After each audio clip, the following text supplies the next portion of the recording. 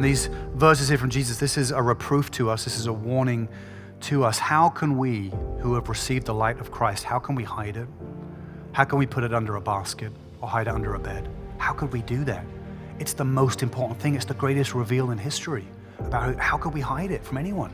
The only stuff that should be under your bed are old smelly socks and dusty shoes and little spiders, not the gospel. The gospel should not be under your bed. It shouldn't be under my bed. It shouldn't be hidden back there. It needs to be put out prominently. It needs to be put out somewhere visibly, where it is noticeable, where the light affects people, where people see it. And you know what? That is uncomfortable for people. Not in a self-righteous way, but as people get to the light, people are afraid of the light. People say they're afraid of the darkness, but people cling to the darkness because it hides their sin and their shame. People are afraid of the light because the light means you have to give up. You have to give up to what you've held onto so tightly and for so long. The beauty of this passage is the more we share grace and the more we share the message, the more comes back to us. If you're floundering in your faith, start shining the light. It'll come back to you, and more will come back to you. It's proportional. It's proportional. So the more you shine it, the more light shines in on you. The more more it clicks, the more you understand it, the more you see the grace in action.